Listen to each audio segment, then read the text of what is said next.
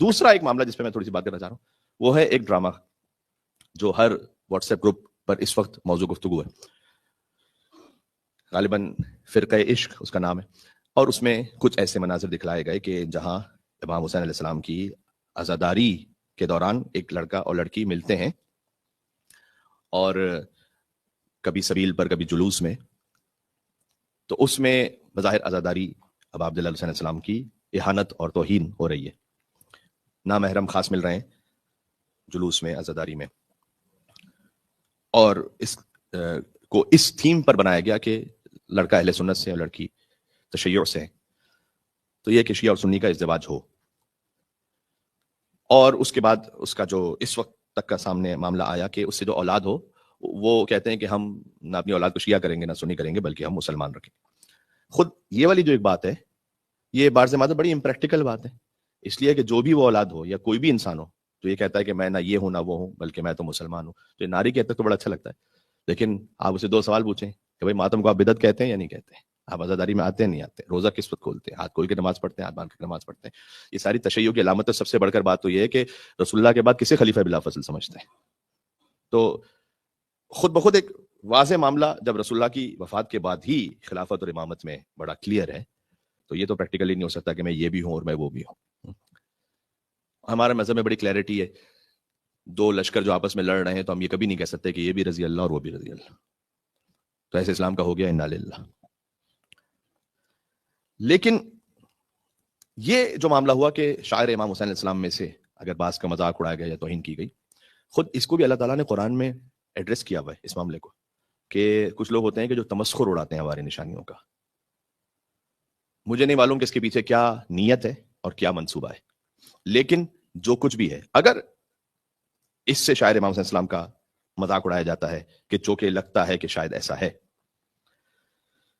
اللہ تعالیٰ نے حضوا کا لفظ بھی قرآن میں استعمال کیا ہے اور سخریہ کا لفظ بھی قرآن میں استعمال کیا ہے، تقریباً 7 اور 34 جگہوں پر ملا کر ہو گئے 41 مقامات ہیں جہاں اللہ تعالیٰ نے مذاق اڑانے پر بات کی ہے۔ کافی امپورٹنٹ ٹاپک ہے کہ ہماری نشانیوں کا کچھ لوگ مذاق اڑاتے ہیں، مثلاً خود وَإِذَا لَقُوا الَّذِينَ آمَنُوا، جب یہ ملاقات کرتے ہیں صاحبان ایمان سے، قالوا آمنا، یہ کہتے ہیں کہ ہم ایمان لے کر آئے ہیں، وَإِذَا خَلَوْا إِلَىٰ شَيَاطِينِهِمْ، جب اپنے شیطانوں کے پاس جاتے ہیں، قالوا إِنَّا مَعَكُمْ، کہتے ہیں ہم تو تمہارے ساتھ ہیں، إِنَّمَا نَحْنُ مُسْتَهْزِئُونَ، ہم تو مذاق اڑا رہے ہیں ان کا۔ یہ معاملہ ایسا نہیں کہ پہلی عبادت کے ساتھ ہو رہا ہے، ہم اس وقت تھوڑا سا بھی جاگیں، ورنہ یہ شاعر اسلام کے ساتھ مذاق اڑتا رہا اور ہم بھی اس کو بڑے ہنس ہنس کے انجوائے کرتے رہے۔ مثلا قربانی کی سنت کا مذاق اڑا یا نہیں اڑا؟ آج قربانی کی سنت ہے، قربانی کے جانوروں کی کیٹ واک ہوتی ہے نہیں ہوتی؟ اسے ٹی وی پہ چینلز پر دکھایا جاتا ہے یا نہیں دکھایا جاتا؟ اس میں کون سا جانور، اس کا نام ببلو ہے، چھوٹو ہے، منو ہے، یہ ہے وہ ہے، اس کے لیے کس طرح سے وہ چل رہا ہے، کس طرح سے وہ ناچ رہا ہے، کس طرح یہ سب ہو رہا ہے نا قربانی کے نام پر، تو ہو رہا تھا بہت پہلے سے۔ مثلا نکاح کی سنت کا مذاق اڑایا جاتا ہے نہیں اڑایا جاتا؟ نکاح بھی سنت رسول ہے۔ اب نکاح میں خود فحشا کرنا اور نکاح میں خود بلند آواز سے غنا اور میوزک کو چلا کر اس کے بعد نکاح کی محفل منعقد کرنا، خود نکاح کی محفل کا مذاق اڑانا ہے، اس سنت کا مذاق اڑانا ہے۔ تو کسی نے کہا نکاح ہو رہا ہے بھائی میوزک بند کرو، کہا خیر ہے وہ مولوی بھی سن لیں گے تھوڑا سا۔ تو جب یہ کیفیت ہے کہ نکاح بھی ہم حرام کے ساتھ کرتے ہیں، تو پھر بعض دفعہ بعض معذرت نوحہ خانی کی سنت، اس میں بھی کچھ ایسی چیزیں شامل ہو گئیں کہ جو اس کے مطابقت نہیں رکھتی تھی۔ منقبت خانی کی سنت، اس میں بھی کچھ ایسی چیزیں شامل ہو گئیں جو اس کے تقدس کے مطابق نہیں تھی۔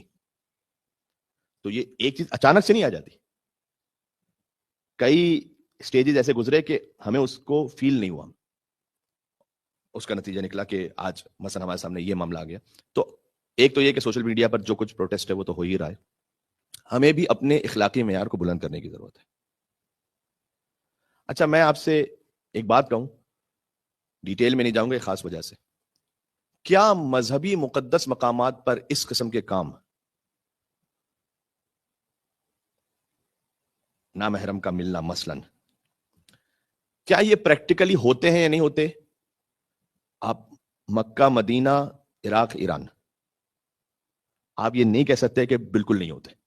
یہ ہمارا اخلاقی انحطاط ہے، اس کو جب تک نہیں مانیں گے، میں اس پہ اس لیے بہت زیادہ کھل کے نہیں بات کرنا چاہتا کہ دشمن فائدہ نہ اٹھا لے۔ ورنہ کیا یہ نہیں ہے؟ بعض مقامات پر ہے. اس لیے ہمیں اپنے گریبان میں بھی جھانکنے کی ضرورت ہے.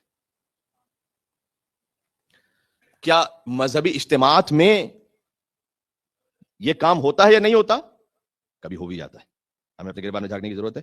ہاں، دشمن نے اس کو اس لیے ہائی لائٹ کیا کہ وہ اس سے ایک ایسا تاثر دینا چاہتے ہیں کہ دیکھو ان کے جو مقدس اجتماعات ہیں ان میں مثلاً شاید ایسا ہی ہوتا ہے، جبکہ ایسا نہیں ہے. 1% یا 0.1% ہے، لیکن بہرحال اخلاقی انحطاط کا ہم بھی کہیں شکار ہیں.